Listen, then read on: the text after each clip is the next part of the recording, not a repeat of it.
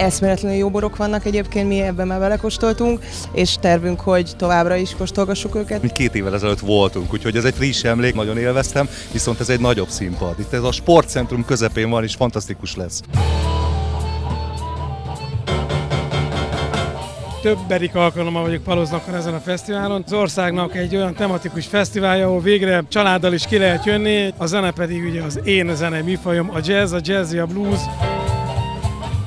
Azért jó ez a fesztivál, mert hogy egy egész családdal le lehet jönni, 8 és 11 évesek a lányok. Idén beígértünk nekik egy nyári zenei fesztivált, gondoltuk, hogy azért a zenei nevelés az mindenképpen fontos, igényes muzsikával kezdünk, ezért jöttünk.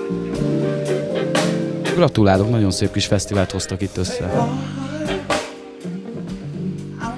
Nagyon finomak van a backstage-be a borok, amiket előre készítettek nekünk, nagyon köszönjük. Nekünk nagyon tetszik ez a babzsákos, chillezős hangulat, viszont mi eléggé bulis zenét játszunk. Szerintem nagyon sokan fognak majd csatlakozni és táncolni fognak velünk. Azt gondolom, hogy ez egy nagyon jó vonal a Magyar Fesztivál felhozatalban. A vendégkör is nagyon válogatott és jó, és évről évre egyre többen látogatnak ide.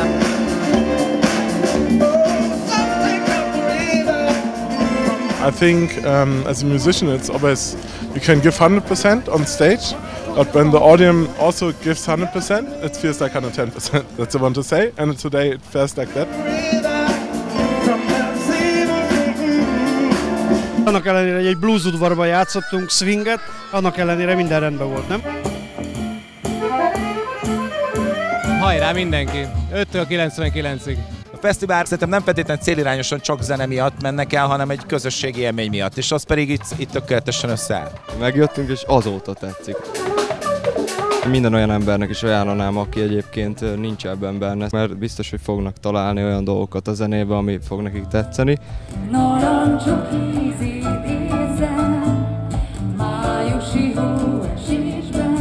Nézzetek körbe itt a hátam mögött. Mindenki, aki ezt a feelinget szereti, hogy közben leül, beszélget, kellemes zene szól, egy jó bortársaságában, és közben élvezhetik gyerekkel, családostól együtt ezt a hihetetlen jó környéket és légkört, ami körüllengi ezt a jó kis jazz pikniket.